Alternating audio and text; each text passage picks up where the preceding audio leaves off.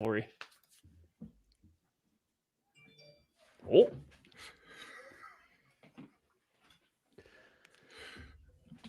The Chiefs get a massive win against the Las Vegas Raiders at Allegiant Stadium. Yeah, they did. The Roomba. Let's talk about it. This is KC Sports Network, proudly presented by Emprise Bank. Have confirmed that it is a live edition of the KC Laboratory, presented by Emprise Bank, member FDIC. We're having way too much fun on this show before it even starts, Matthew Lane. I mean, do we always have fun on this show before it starts? Before, after, during. This is a grand time to hang out here with my buddies. You can tell we are all in a great mood because the Kansas City Chiefs finally looked like a competent NFL team yet again, Craig. Yes, the offense finally did a thing, and we rejoice because of it. Where was this rejoicing when the defense has been doing things all year long? God, That's the question that I have to ask, but it was good to see the offense join the party this week. I got to make a motion. I think Craig's overplayed the we're downplaying the defense card. I think it's officially overplayed. I'm usually on his side. I think we have now flipped the script. Craig is I'm just going to wait and see how long it was until everybody gets sick of me being like, we never talk about the thing that we talk about all the time because they're great, you know? We're done. I'm putting a ban on defensive talk. I'm joining Kid's side. You're on your own now, Craig. Nah. I'm just going to enjoy not being ganged up on for once. Like, this is nice. I'm gonna get used to this. We should play. Youthful Regis should make an appearance right now. Like right now is how that. Right. He's too busy covering only the defense. Thank you all so much for hanging out with us tonight. We really appreciate all your support of us here at KC Sports Network. Also, I think it's obviously something that's very important to us. That is, we've got, I think, another week and a half left. The Soul of KC raffle is live right now, and we have a week to the day. A week to the day. You have a week left to get your entries into the Soul of KC raffle. We have all kinds of great prizes that you can win: signed helmets, signed jerseys. Holiday just came in big time with an incredible VIP tour tasting with the master distiller, also BJ Kissel. So all kinds of great stuff, and we'd love for you to consider donating to that. All the proceeds go to Operation Breakthrough in KC. It's something that's very dear to all of our hearts. It's something that we've been supporting since we started KC Sports Network. And what we do is we go buy a bunch of things that people need. A bunch of things that kids need, and it helps support underprivileged kids in the KC area. So it's very important to us. Please consider donating. There's links in the description of the show, whether you're listening, whether you're watching. Please consider donating. $20 gets you one ticket entry. I think 50 gets you 5, 100 gets you 15. So let's Rashid. I think the joke was Rashid Rice went over 100 yards last week. This week, just throw 100 in there. Give yourself some good chances at winning some prizes. But I appreciate everybody that has supported to this point, and we'll shout anybody that donates during the show. So we'll give you guys all some shout outs. Okay, just mentioned Rashid Rice. We've talked a little bit about this offense. Man, I tell you what, it was a lot of fun watching that game, going back, watching that game a little bit. Obviously, slow start. Well, here we go again. Very short stint where the offense was kind of sputtering. Two different possessions, 3 and out, 4 and out. But man, things got going in a big way, and it was refreshing to see. And I think there's reason for optimism that this can be something that will be a building block for the remainder of the season. Yeah, I mean, I guess let's start with the game first, and we can kind of look at going forward. The Chiefs, hey, we kind of all made jokes. The Chiefs really did simplify the offense, right? They really dialed it back, and they I think we'd already seen signs of them kind of doing that. I think you saw less like pure option routes besides Travis Kelce. I think you saw them trying to dial into more just like, hey, this is your route, go run it. And they left in some significant coverage or leverage adjustments. But the problem was even those changes up till that point weren't being cashed in on. They were still having miscommunications. They were still misreading stuff. So it felt like for this game, they took away everything. They simply said, here is the play design. Y'all go run this. Even Travis Kelce, I was just watching it earlier tonight. He didn't really ad-lib near as much as he normally does. And some of that is, I'm not going to pretend to be near as smart as he is at understanding coverages here, but like sometimes you can kind of see what he sees and why he adjusted the way he did. I didn't really see any situations like that where he was just adjusting his route on the fly to find more open space. It kind of seemed like top down, they were trying to run it out a little bit more basic, even to the point to where there was a cover zero rep, or the Raiders showed cover zero kind of in the Chiefs' second drive. It was the deep pass to Watson where he hits the collision. Travis Kelce comes across wide open on the crosser. Mahomes was hot. Justin Watson doesn't adjust his route at all, but you can tell Mahomes was planning to throw hot. Nobody runs anything for him. Nobody is open quickly to account for the fact that the Raiders could rush more guys than the Chiefs could block. The plan was still to just run the route that was called. Zero adjustments were being made. It was just running the route that was called. The unfortunate collision kind of throws off the timing of that, right? But it's just, I do think they simplified it. And hey, it's hard to argue with results. They finally got to the 30-point mark again. It may not have been the prettiest offense you've ever seen, but they got there. Yeah. Diana Rossini said before the game basically that they were going to dumb it down, that they were going to, well, she didn't say those exact words. I know I keep referencing that. The words she used were, we're going to make it easier for these young wideouts to play fast, which is code for we're going to simplify the route tree. We're going to simplify what their side adjustments are. We're going to simplify everything in the offense. And again, like I said yesterday, yeah, let's go with that. Like at this point, like trying to build off of the foundational pieces that Andy Reid brings to the table every week was not working for these young wideouts. It just wasn't. Whether that be because, they're not advancing at the level that they think. They're struggling with some of the route concepts. They need another offseason to kind of get some of this stuff down. It just needed to adjust. We talk about Andy Reid, his ability to adjust all the time. This was a much needed adjustment. Now, what that also means is it's a little easier for defenses. Like we're going to be talking about this a little bit more as the weeks, continue on here. We'll see if they get to layer on some of those foundational things, some of the more complex route tree elements, some of that stuff that Andy Reid is known for. We're going to wait and see if that gets reintroduced, but they needed this confidence builder either way. Like, I don't care that it was basic against the Raiders. They needed something to go right, to feel like it could go right. And I think it was very, very, very telling that on Rashid Rice's big touchdown that he scored, the first two people to come over to him were Patrick Mahomes and Travis Kelce. And it wasn't from a standpoint of, yeah, let's high five and get over to the sideline. They were having a conversation with him in the moment. And I don't know what the conversation was, but it looks a lot more serious than just, hey, great job, man. Let's get over to the sideline and celebrate and talk about it later. It was more of a do more of that. That's exactly what we need from you. That was, it felt more intentional that they were celebrating the way that he handled himself, the way that it was executed, the way that he was able to create after the catch. They need more of that to build that confidence so that they can start layering those other route concepts on top of it. I think you've seen some of the commentary kind of start to pivot towards they see Rashid Rice as a guy that can really take big steps and be part of the solution to this offense figuring some things out. Like that is starting to become a take that exists within how we structure and how the conversation wants to be directed by the Chiefs and by the sources that have access to the Chiefs, right? Like I think it's been identified, and I think anybody that's been watching the Chiefs I see it's like, yeah, that's the guy that you think can really, can really take those steps and really be the guy that, kind of helps, accelerate the offense back into a more consistent rhythm, a more consistent, explosive version of itself. I think I have a lot of thoughts, because I think there are, I'm gonna see if I'm gonna go macro or if I'm gonna go micro first. I'll go macro first. We were talking a little bit about this today when it comes to play calling.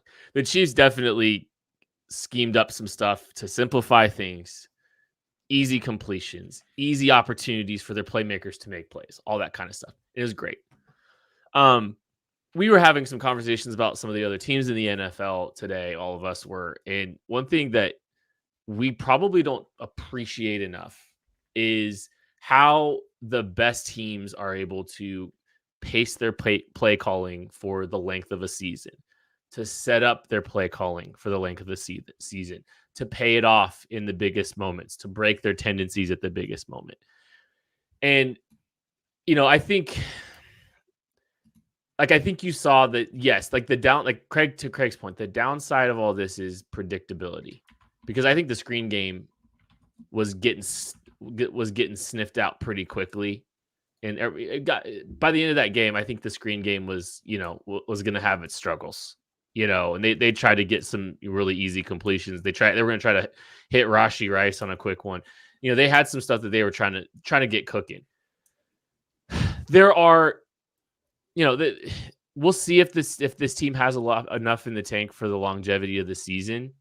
But I think the fact that they went 8-3 without oversimplifying too much, and they're getting into the home stretch, there's at least some reasons for optimism that they will be able to build. They'll be able to pay off stuff that they've already shown and be able to generate enough offense while this group still continues to build. Like, this is going to be a growth and a build through the regular season into the playoffs. There's still things that this team's going to have to do better, but I do think that this team has enough bullets that they'll be able to generate offense. And even if it's simplified, I still think they're going to be able to figure some things out better than what they're trying to do and what they try to do for a large chunk of the season. Yeah, I think I guess we can just keep moving on, looking forward from this, and then we'll circle back to the game. I think, again, this provides a baseline. I don't think that this offense can be this for the rest of the year and beat good teams. I mean, I think we're going to get a big test over, the Packers defense hasn't been great. The Bills defense has been really bad since all of their injuries hit. So I don't know if they're really going to have that good defensive test for a little while. The Bills could at least put this game into a shootout type situation where this offense is going to have to execute, even if it maybe isn't the best defense. We'll get there, but the Bills also have kind of reverted back to the play soft shells and let stuff go underneath, which is what this entire offense was this past week when it was not. We'll see when we get to that game.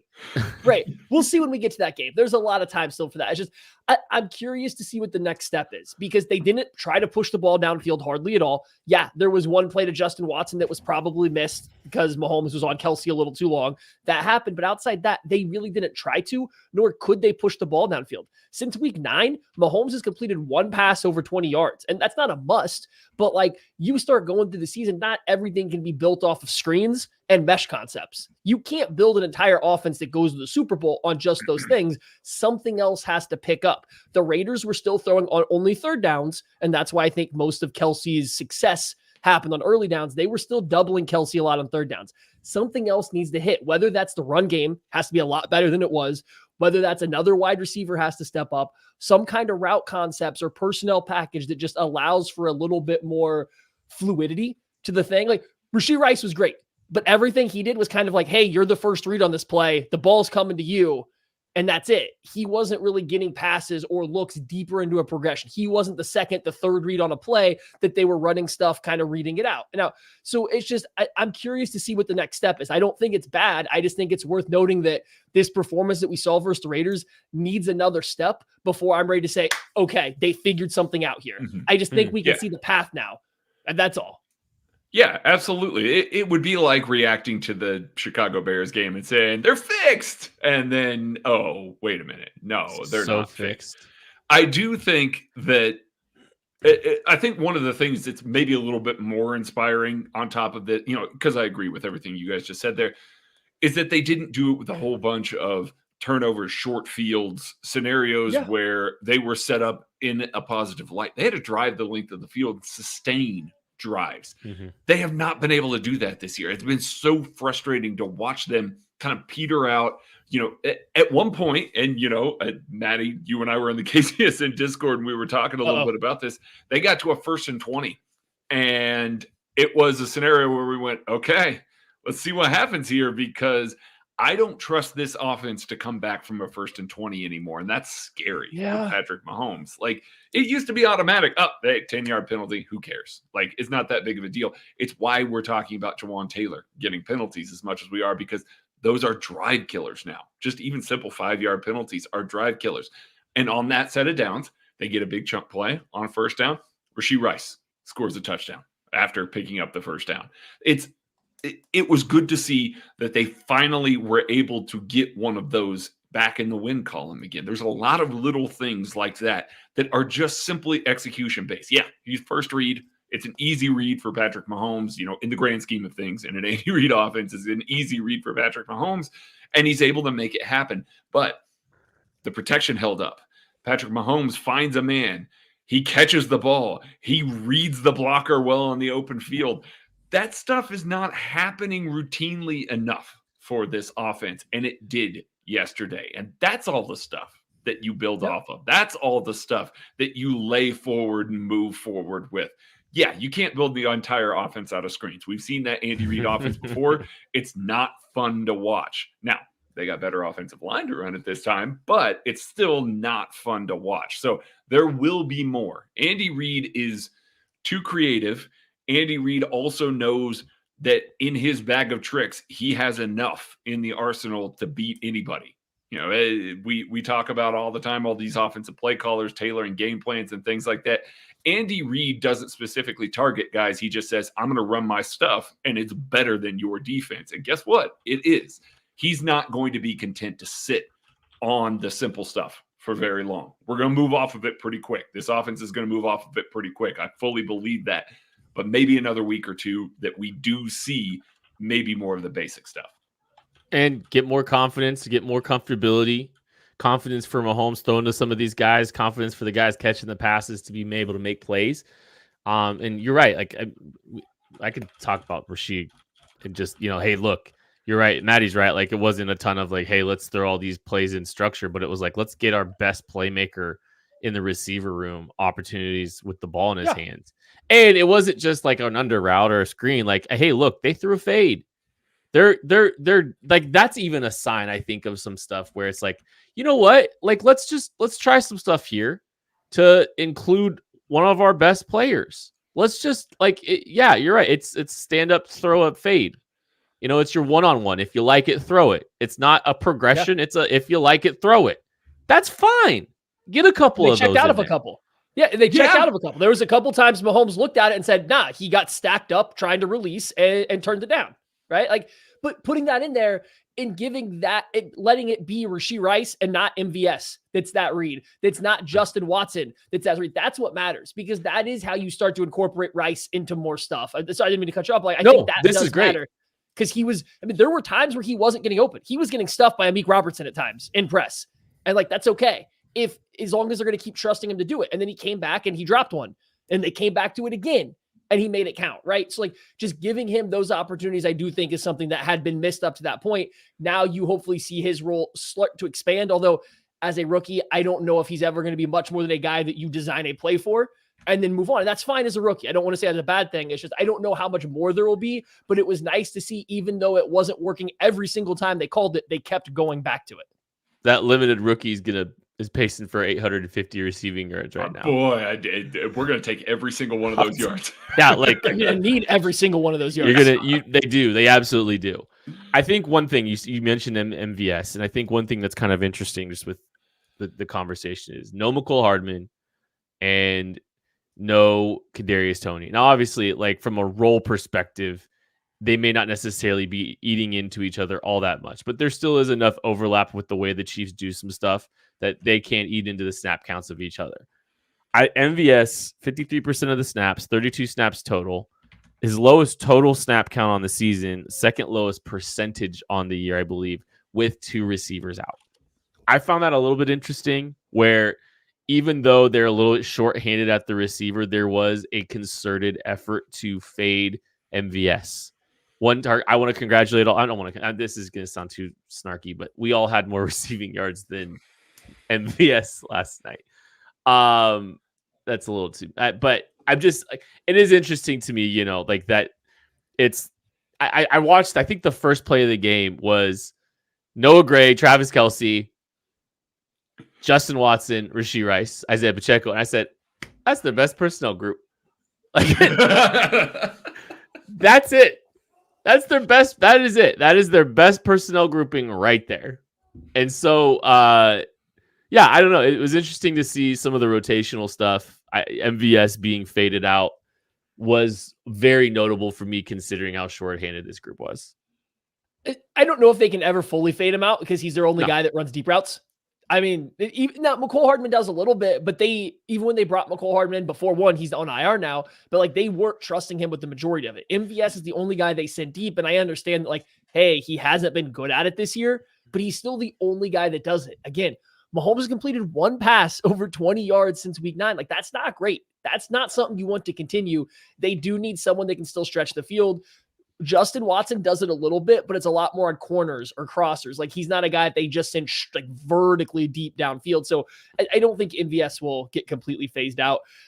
Unless Craig had more on the wide receivers, I did want to transition to another part. And this is something that Kent had said at the end of the post game. We didn't talk enough about Patrick Mahomes on the post-game game show and how good he was. Mm-hmm. We would talk about simplifying the offense down. Like, yeah, that certainly happened. But if you go back and watch, Mahomes was playing so much on time, like so very on time with what was being simplified. When something wasn't open, he was getting off of it immediately. And when the next thing wasn't open, he wasn't hanging around to see if that guy was going to go find space, knowing that's not the emphasis right now. He was scrambling. He was looking to create and go run or go find somebody else or immediately find the check down.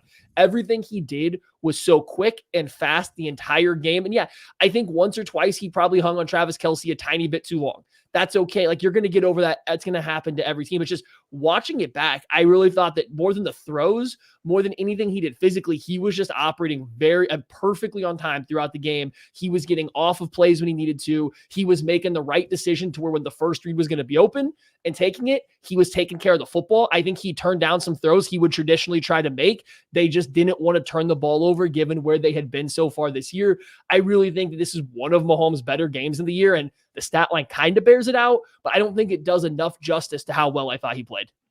Yeah, and maybe some of that is because of more of the simpler concepts where he's on time with some of the simpler stuff, whereas if it was a little more complex, maybe that goes for a little more yardage. He's able to see some of that stuff a little bit more. Yeah, he missed a couple of deep shots. Pressure got home maybe a little bit before he was ready to pull the trigger or something like that. There were a couple instances of that were on the table, but by and large, he was really fantastic. Like, manipulated the pocket well, did a good job of staying out of the line of fire other than one sack by Max Crosby there, who eventually got home. It was just, it was cohesive. Like, again, we talk about how it just felt different. It looked different. It was because he's on time. He's getting the ball out on time. He's getting it, two guys at the right spot in the route. We talk all year about how he's getting back to the top of his drop and he's hitching. And he's hitching again. He just doesn't know where he needs to go because he's moving on from this progression before this guy comes open. And it just wasn't right. It just didn't feel like Patrick Mahomes. And this felt like a normal Patrick Mahomes game. Not necessarily one where you're like, wow, that is MVP level stuff by any means, but this is the quality that we've come to expect from this level of player consistently. Like, this was his average game that we've just been used to in the past. And to see it come up again, and again, his best performance of the year here, gives you a little bit of confidence that he's gaining that confidence, that he's going to feel more like himself again, because he hasn't felt that way. He hasn't felt comfortable in those sorts of scenarios. So to see any form of comfortability for an entire game is just a huge bonus for this offense. I think the dirty secret about Mahomes' Super Bowl or his MVP last year is it was just the quiet efficiency that was kind of boring. Mm-hmm. He didn't have to rely on, some of the things that have made him so good. and what took the league by storm with all the creativity and that of structure. And like we've talked about this a lot, but like it was just command, cool, confidence, control. I don't know, just accuracy, ball placement, all that stuff. Like those were the things that really stood out last year. It wasn't necessarily just all these left-handed behind the back, no look throws. It was just, I am good at everything. I am smarter than anyone on the field right now, and I'm going to just dice you up. I think when you simplify some things, I actually think that can put more on your quarterback at times. I mean, screen game, sure, like that makes some things easier and all that stuff. But sometimes you don't have a ton of options, like a ton of great options when you're simplifying stuff because you're not getting a ton of route adjustments, right? So now you've got to be comfortable, confident, stepping up and throwing a dot on a fade route to Rashid Rice. You've got to be a little bit more consistent with some of those things that are boring when you're, maybe simplifying some of the play calling. So I thought it was a fantastic, impressive, beautiful, boring Patrick Mahomes game that also still had one of those, I can't believe he's capable of doing that throws. But like, I'll take it. Like, I was so thrilled to see that. I was so happy to see that. And whether or not, a lot of this is Mahomes is going to just have to do that more consistently, and even if the scheme doesn't advance to just, it's going to advance, but if it's not, Mahomes is still going to make some things right. And so I think they actually put a little bit more on him in some regard, because if you're taking stuff away from other people, it's got to go somewhere. And I think Mahomes handled that perfectly. We're going to take a break and we'll be back right after this. Thanks for listening to KC Sports Network. Make sure you download our new app. Find it on the App Store or Google Play. Just search KC Sports Network. Thank you, everyone that's hanging out with us. Please feel free to hit the like button. Please feel free to hit the subscribe button. Please feel free to leave a 5-star review for our show. And also, please consider donating to the Soul of KC. This is, the big event that we have every Christmas time. It's a toy drive. It's a holiday raffle. All goes to Operation Breakthrough. 1 ticket for $20, 5 tickets for $50, 15 tickets for $100, 25 tickets, and you get a gift for $150. And you get entries to all kinds of incredible gifts, signed helmets, signed jerseys. Holiday has come in big with a big package. Worlds of fun, all kinds of just great prizes. Please consider donating. There's links in the description of this show. Please consider donating. It all goes to Operation Breakthrough. Maddie, is there anything else offensively that you just feel compelled to discuss before we move on to Craig's defense? How about unmuting yourself? I'm muted. That's cool. I got there. There's some stuff with the offensive line that I think still not clicking entirely right now. Juwan Taylor, it seems like it's all mental stuff. On the reps, you can pick out a handful of reps and be like, oh, wow, Juwan Taylor's doing stuff that not very many offensive tackles in the NFL can do. Some of his pass pro reps against Max Crosby, where he's just cutting off the angle like no one's business, throwing the hands, keeping his feet moving, they look perfect. It's teach tape stuff. And then there's a random holding penalty that he had no reason to get on Clyde's one of his really good runs. Then there's, the false start, him and Donovan Smith got it. So maybe that was a miscommunication, but like still, he's leading the league in penalties now. And it just seems to keep happening. And every now and then he seems to just be not laid out of his stance, but late getting up the arc when we know there isn't an athletic limitation. It's just, it seems like he has a couple mental lapses every single game that lead to significant negative plays for him and the team. On the other side, Donovan Smith maybe doesn't have the mental lapses, but boy, there are some plays where he just physically cannot do it. There's plays, and I think Donovan Smith, the biggest issue that I've seen with him in this Chiefs offense, anytime a play kind of goes beyond the basic 2.5 seconds you expect the tackle to give you, it gets real rough off that left side. And you don't know if it's inside pressure. You don't know if it's outside pressure if you're Mahomes. Like, Donovan Smith struggles to block late into a rep. And we talked a lot last year about Orlando Brown Jr. and maybe he wasn't the best fit for the Chiefs. Tell you what, he did a good job maximizing his size and his length late into pass rep downs. So if he didn't get beat off the snap, he was usually pretty good. He wasn't giving up pressures late into the down, and that was good for Mahomes. Donovan Smith has been really bad about that. And I think that's where we've kind of seen some of the magic of Mahomes doing the crazy innovative stuff that Kent was talking about, like hasn't really been there. I think because he just doesn't feel comfortable holding onto the ball late in the pocket. He doesn't feel comfortable always scrambling around back there, or rather hanging out in the pocket longer, because Donovan Smith has just been really bad. I mean, late in the down. So I think it's kind of becoming a clear pattern and trend. Jawan Taylor's setting you back with negative plays on mental lapses, and Donovan Smith is just, he's a 1-year rental, so you can get by with it. But I do think there are times where it's really starting to become a little bit of a problem. It is a little bit. And I first of all, the offside or the false start that they called on Jawan Taylor was 1000% on Creed Humphrey. You can see as he squats in there, he shifts the ball like he's about to snap it, and both tackles took off at the same time because they're both looking in because it was pretty loud.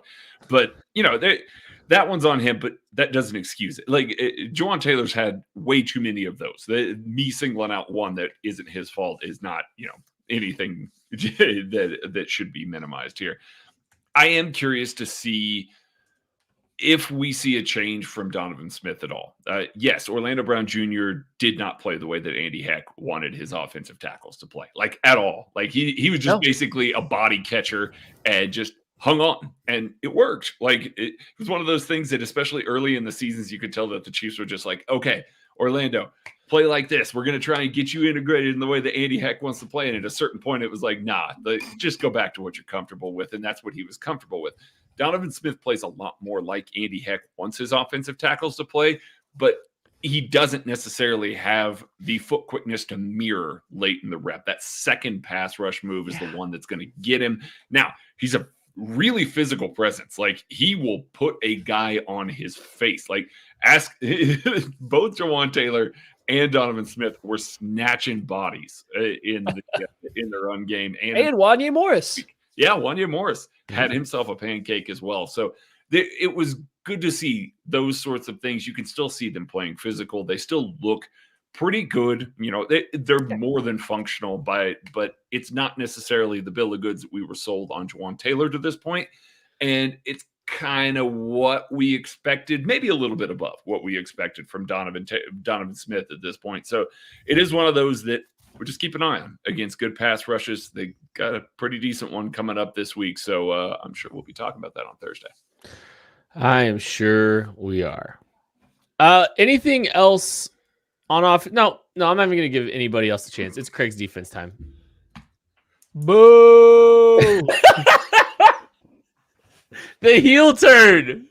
When are we talking special teams? Tommy, woo, buddy, he sure turned it around this week. Tommy had a rebound game. That's for certain. And that special team, those Gunners were working too. Field goal unit still looks good. Looked good all year. Keep the Gunners were gunnering. I guess it's time to call it, right? That's about enough special teams talk. And that's going to do it for the whole show. Yeah, let's go. Don't threaten me with a good time. Yeah, I was gonna say we are 2 minutes away from a Kent podcast. But see, here's the thing: people don't know this. Tucker's not here, so it can't actually end. So I felt safe making the joke. That's what you think. We can actually make this really has the power. Listen, we can make this really uncomfortable for everybody too. Is we could just end the show, and it just is still running, and we're all gone, and Tucker comes back. He's like, I'm just. I would never do that. Let's talk defense. Come on, Craig. Tell me your best defensive takes. Oh, my best defensive takes. This was the exact same defense after the Josh Jacobs run that it has been all year long. And when I say that, I mean almost down to the decimal point with their efficiency, success rate, yards per play on any given down, all of that. Like it really was a tale of them not waking up for the first 17 and a half minutes of the game. Like they were sleepwalking on defense through the beginning of this. I don't know if it was a scenario where they just had confidence. Like they watched this Raiders offense the same way that we all did and went, okay, as long as we bracket, Devontae Smith, L'Jarius has been really good against number one wide receivers. We feel really good about our ability to limit him. They can't do anything else on offense. So why are we all that worried? We played better offenses, and the Raiders came out with an excellent game plan. L'Jarius Sneed was not able to handle Devontae Smith, and through the first 17 minutes, things were really going Vegas's way outside of a missed short field goal there. And then in that moment, it just really did pivot. Like they did a much better job. It was execution. Execution was better. They were calling a lot of the same stuff. They were dropping some of the slot blitzes. They were, doing some B gap stuff. Maddie talked about that yesterday. But by and large, they were calling the same stuff that they have all year. They were calling the same stuff that they did in the first 17 minutes. They were just executing better. They were filling gaps in the run game better. They were doing a better job of taking away some of the easy passes. Devontae Smith, his last catch came on a snap with 13 minutes and 23 seconds left in the second quarter. He went for 70-something yards in 17 minutes, and then the Chiefs went, "No, you're done. We are not allowing you to get to 100 yards. We're not allowing this to happen." It really was one of those that we look at on defense, and it's like, man, as a whole, this is not a particularly good performance because of that first 17 minutes that you can't excuse. But after that moment, when they flipped the switch, it really was just like the Chiefs defense that we've seen all year long. It was good. They executed well, even if it didn't have some of the hallmarks of the turnovers and the pressures and the sacks that we've seen. Almost to the letter, it was exactly what we've seen throughout the year. Yeah, I think to start the game, it kind of looked a little dicey there for the Chiefs for a little bit because the execution from the Raiders was just fantastic. Aiden O'Connell came out and was like, "Hey, heat check time. Let me just throw some dimes into perfect coverage. Let me throw a silly decision trying to squeeze the ball in between a tight window on some kind of too high or cover 2 type rep," and it worked. And then as soon as those things stopped working for them, as soon as those things stopped hitting nonstop, as soon as Josh Jacobs doesn't bust off a 60-yard run because the linebackers pressed a little too far upfield, then all of a sudden the defense looked the same. They kind of shut him down. It didn't quite look as good as it had the past couple weeks. I don't think Spagnuolo and the Chiefs were getting deep into the blitz package stuff. Like they were doing some stuff, but they didn't seem like they were really relying on it. And that's when this defense has been at its best, is when the opposing offense doesn't know when pressure's coming, when it is, how it's coming, and so on. It felt like because the Raiders were under center so much, because they had the extra bodies in there to pick up any kind of blitzes that would then leave guys in one-on-one in the way the game started, it felt like they shied away a little bit from doing some of their blitz stuff based on the personnel and the formations the Raiders had. And hey, guess what? They also play this team again here in a little while, right? Mm-hmm. They're also going to play them again. Why do you need to unload every pressure you're going to have? We talk all the time about Andy Reid hiding stuff. I don't think defensive coaches hide stuff near as much, and I especially don't think Spags does. No. But you want to tell me that Spags isn't going to show his most exotic stuff against the Raiders in Week 12? Yeah, I'll buy that. I can buy that he's not going to show Aiden O'Connell his best stuff. You're going to throw in a couple wrinkles. You're going to bring your slot blitz through the B gap instead of out wide. You're maybe not going to mug up both linebackers. I don't think the defense necessarily played vanilla. I just don't think they came in trying to throw their A+ things out there and just have a good game plan. And again, as soon as the Raiders got by the heat check to start the game, they kind of got shut down. They kind of did nothing from that point on. And despite the fact that the heavy personnel, the under center stuff did give the Chiefs base defense a couple problems because some of their linebacker play wasn't great against it, at the end of the day, it wasn't enough to provide a consistent pushback to even what this version of the Chiefs offense was. It kind of felt like once the Chiefs hit that touchdown to start the second half, you felt this game was over. You probably even felt it going into halftime, the way the Raiders offense was stalling, but you knew it after that first touchdown drive, right? It's just like they shot their wad too early. The Chiefs countered and it was ready to go. Shout out HD Dreamin' for dropping $10. I'm sure that will be going to the foundation. So any of those will also be going. Craig, I do want to give you a chance to redeem yourself because you're getting absolutely murdered in the live chat. Raiders wide receiver Devontae Adams. Okay, you've been saying Smith the whole time. Oh my goodness, I'm so sorry. I'm just on autopilot there. To be fair, Devontae. Hey, look, Donovan Smith. My bad. Donovan Smith was one of the Chiefs' best receivers for one game. And they just played Devontae Smith. And they just played Devontae Smith, another wide receiver, Devonta Smith. But yeah, Devontae Adams. I am so sorry, everybody. Knows. I'm on autopilot. I'm thinking about defense, not about offense. There's celebration in the group chat right now, in the live chat. Mike Stack, Bumpa BB, Jack Richards. They're having a good time. Love you, everybody. Thanks. donate to the KCS and Raffle. If you love Craig. All right. Okay. What Matthew, where you want to go? It's your turn. Where do I want to go? Yeah. Oh gosh. Yeah. I don't have a lot to take from this defense in this game because I don't think any good NFL offenses play the style of offense the Raiders do. So most of what we saw was a bunch of under center, bunch of heavy personnel stuff, and then it was just pure drop back off of that, right? And like it was dropping back out of that. You're not going to see that. The Chiefs aren't going to see that. So I don't know if there's a lot to take away other than the fact that I thought the Chiefs did a good job settling down once things didn't look great to start. The safety room, I think this is probably the second week in a row where it hasn't been their best showing, right? So not that I am worried, but I would like to see Justin Reed. I would like to see Mike Edwards. Brian Cook, I don't think was as big of a fault as some of these guys, but I would like to see Edwards and Reed kind of rebound here soon. It's been a couple weeks now where I don't think they've had their best games.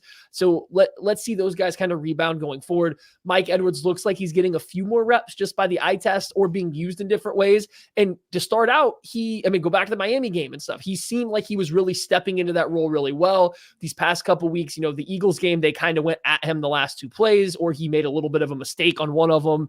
This week, he didn't have his best game. And then Justin Reed started pretty slow in this one. I thought he had one of his worst games to start. And I put it in the KCS in Discord. Craig was talking about how Craig and I kind of hang out in there during the games. Justin Reed's been overall quality for the Chiefs this year. I think he sets a tone. I think he brings a physicality. He generally tackles pretty well. He does a lot of really good stuff for this team, and he has been a good safety. There's a couple drives this year that seem like the opponent only drives the football down the field because of Justin Reed mistakes, bad plays in coverage, just not a lot, but there has been a couple that seem like it's almost been squarely on Justin Reed, not being quite good enough or missing a play. You just want to hone those in. You don't want to have a whole drive. A play here and there, sure. 2 or 3 plays in one drive, though, that lead to points, then it starts to get a little bit tricky. Yeah, it definitely seems like they're course correcting him after some of those drives. Like, it seems like they come off the field, sit down with Dave Merritt. They're like, hey, man, this is how they got you that drive. And it gets fixed. Like, it doesn't typically sustain for very long in the game. There were a lot of worse than normal performances from the Chiefs defense this week. And so that's, I think, maybe why when you look at it a little bit, from a broad perspective there, you say, okay, rebound from this. Mike Edwards, a couple weeks now, hadn't been great. Fully expect that he's going to rebound, especially as a third safety, but he is getting more reps now. And that's part of this as well, as he's playing a little bit more. So he's sticking out a little bit more on some of the mistakes and things like that he's doing. You're seeing guys like Willie Gay Jr. not really look as great reading out the run from the under center stuff that the Raiders were doing. That's something that's probably going to go away as they continue to play more teams going forward here. But you've seen him be better than that. Even Drew Tranquil, who was very good on the day, had a couple of plays where it's like, ooh, he got a little aggressive in that gap. A little bit, too quick to trigger in that instance on that particular play for that one. Brian Cook had a tackle that he missed as well. Trent McDuffie was largely good, but still had a couple of moments, doesn't play the ball, in air. That's something that's, just going to plague him throughout his career, unfortunately. But there are things that we can nitpick about most of the guys that played on defense this week in a way that maybe we don't see from a week-to-week basis. And the fact that they're still able to show up and shut down this offense the way that they were able to after they allowed them to start hot there speaks volumes to what the level of play that we expect from these players is. Like, it is higher. We talk about holding Patrick Mahomes to maybe a little bit higher standard than everybody else. We're starting to hold these defenders to a higher standard than everybody else throughout the season so far. So it's a good thing and a bad thing. It's a double-edged sword. So when you see a guy miss a tackle or a guy miss an assignment, you're like, oh man, like we're not used to that. Whereas in previous years, that would have just been a little more commonplace. So it's an improvement. I expect that we're going to see a better performance moving forward here. This is not what this defense has been. So, continue to build learning moments, teaching moments. I'm sure Steve Spagnuolo and company are excited to have them because they haven't had a whole lot of games that they can point to this season and say, okay, we got to fix X, Y, and Z. They got plenty of examples this week.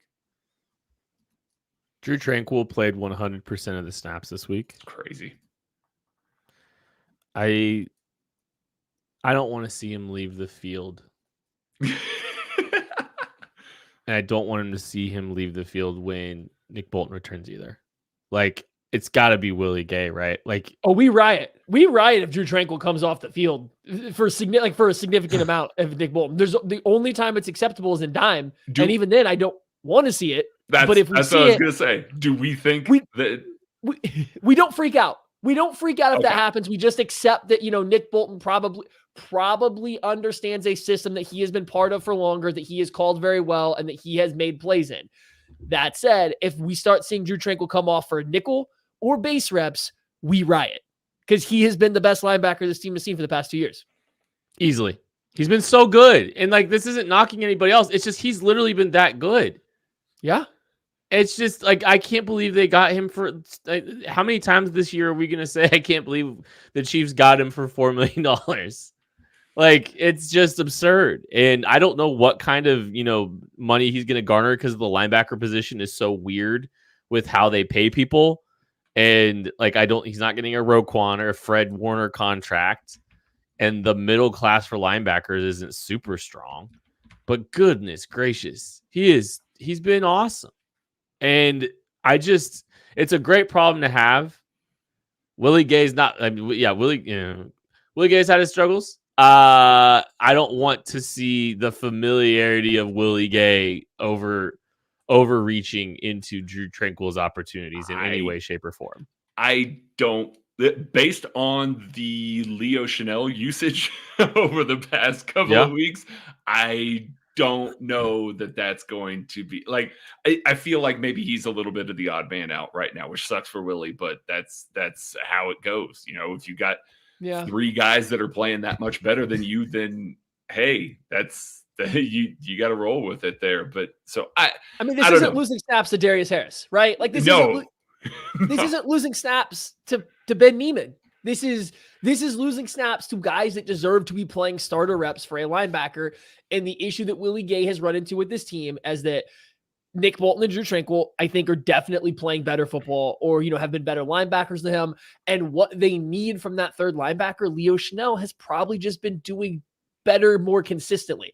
The thing that Willie Gay does better than everybody else is be more athletic, and he makes some of the flashiest plays in coverage out of any of the guys you're going to see.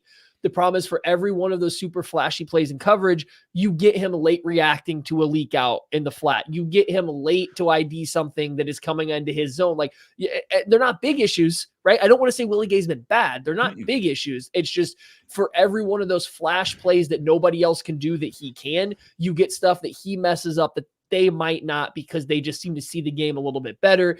And it seems like, I think we kind of noticed a little bit of a trend, heavy personnel, under center teams, teams that give more bodies for Willie Gay to have to decipher and work through. He seems to operate, the slowest. He seems to process that the slowest when you're talking about your thumping linebacker, right? Like the guy that's the biggest guy that's going to take on the point of attack. He can't be going slower when you add extra fullbacks or extra tight ends into the play. So I just kind of think that's how we're getting to this point to where he's probably the fourth linebacker in the rotation. All right. It is stickers, slaps, and spirits time. We're going to be handing out stickers, slaps, and spirits. And you guys on the chat get to get a game ball, give a game ball out. So, let's get it started. Helmet sticker goes out to Travis Kelce for breaking the trend on the Taylor Swift ratios and splits. Good job on him. Very productive game. Congratulations to him. Helmet sticker to Travis Kelce.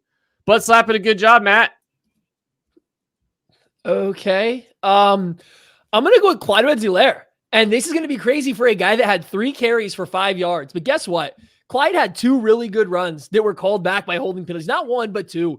The best 2 runs of this football game from Chiefs players, outside of Josh Jacobs' long touchdown run, actually, the best 2 runs in the entire game might be Clyde Edwards-Helaire's 2 runs that were called back by holding penalties. One was an outside run to the right. One was an inside run where he brought in his newfound weight, threw it around, bullied some Raiders, and drove them down the field to get the ball inside like the 3-yard line. Like, I thought Clyde's been running really good lately. He looks thicker. He looks more powerful. I think that fits actually what, he lost athleticism with the hip injury as a rookie. I think being more powerful is helpful for him. He was running the ball very well. He didn't blanketly miss any pass protection details. He's not Jerick McKinnon, but I think he's a little bit more reliable finding the target than Isaiah Pacheco is. So I think that's noteworthy.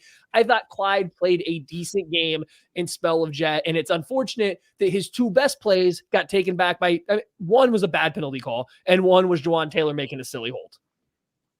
All right. Whole ass bottle of Ben Holiday bourbon goes to Andy Reid for becoming the franchise leader in wins for a head coach for the Kansas City Chiefs. And yes, that's right.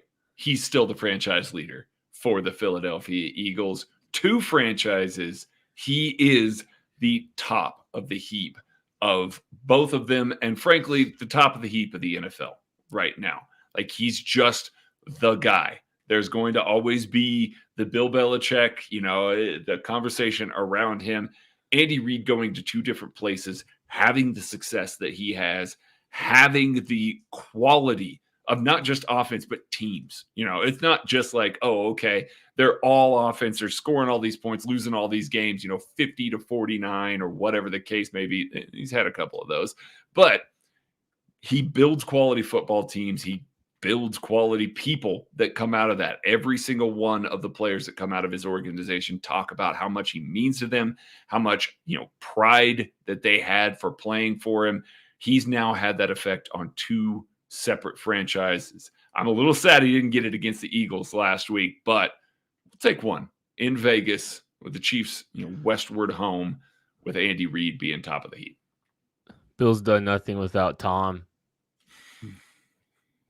Just saying. Rashid Rice is getting the game ball from the chat. And deservedly so. First 100-yard game of his career. I believe, Craig, first 100-yard game for a Chiefs receiver since Juju Smith-Schuster in week 7? Regular season. Year? Yes. Regular season. 21 straight games that the Chiefs had not had a wide receiver that went over 100 yards until this week. The streak is broken. Rashid Rice gets the game ball. That is going to do it for this episode of the Casey Laboratory. Thank you all so much for listening, watching, supporting us here. We really, really do genuinely appreciate all of your support. Please consider supporting the Soul of Casey raffle. We love you. We'll catch you later. Shout out to Menahue for his coverage on Adams, too. Lockdown.